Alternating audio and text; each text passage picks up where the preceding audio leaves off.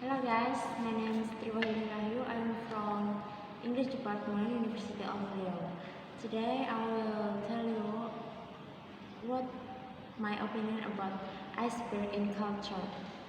Iceberg peak over the water, revealing just a small portion of their total mass.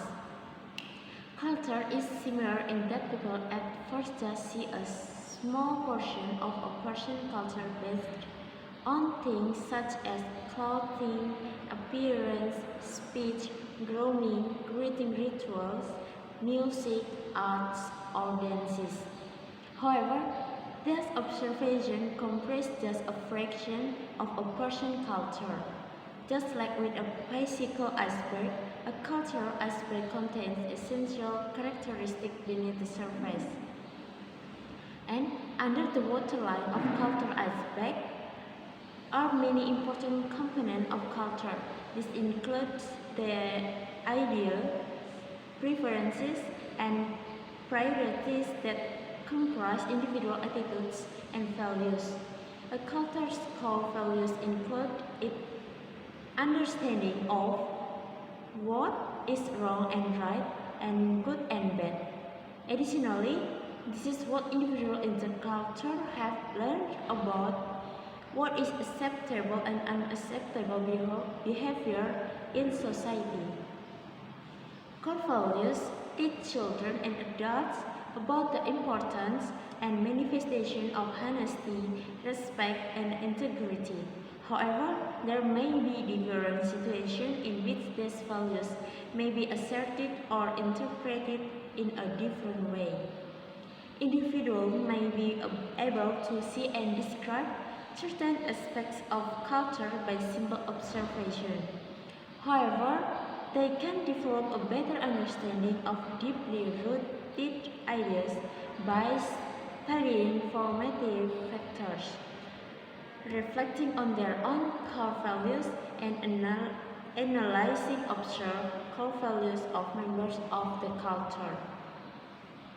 Simultaneously, they can be open to the idea that individual values may differ.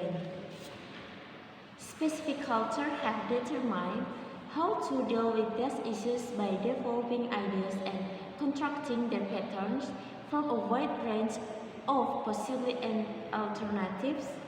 Most of those choices were made a long time ago. Members of culture adopted them as part of defining who they are, and those patterns represent some of the knowledge. Patterns may have been modified over time, but the core of values and beliefs then tend to remain constant. Therefore, when you arrive in a foreign country, you will be confronting a new culture that is likely to differ significantly from your familiar way of life.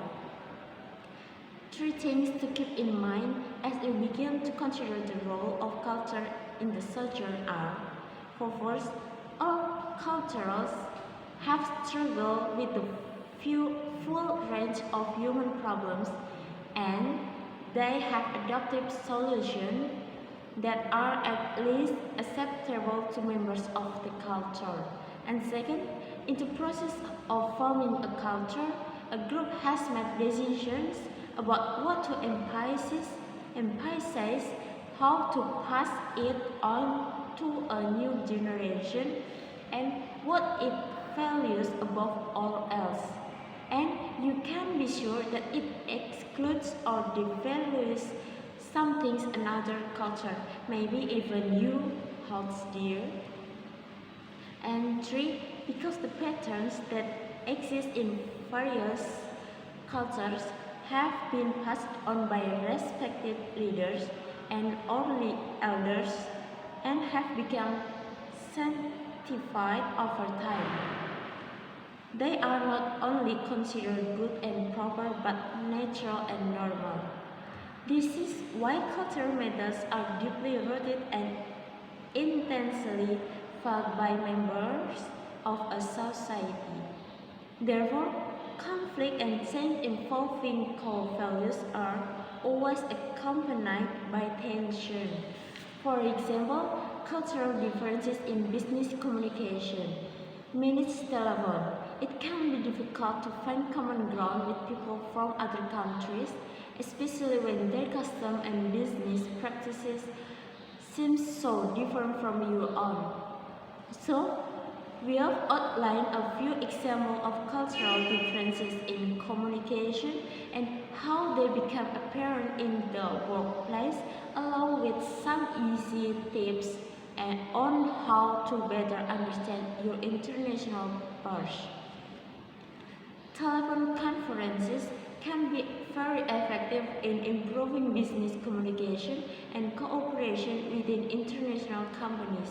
However, sometimes problems can arise when participants don't know what to expect from each other.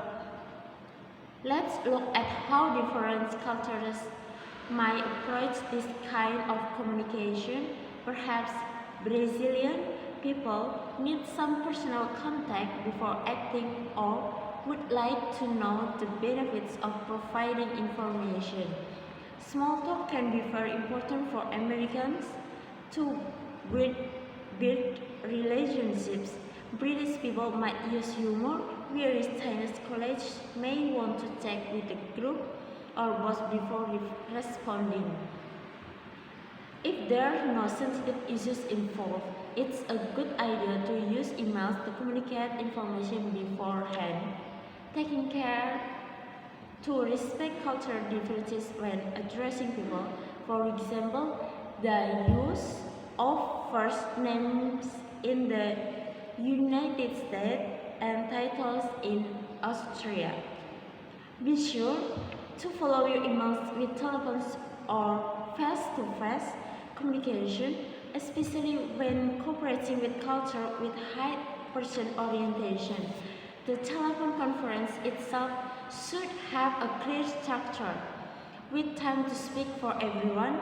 Make sure that everyone is still involved by asking for feedback from individuals, and keep in mind that some people may have to check with the group or boss before expressing an opinion. Things will go much more smoothly once everybody feels informed and involved. What people see and what really happen can be different. Thank you and see you.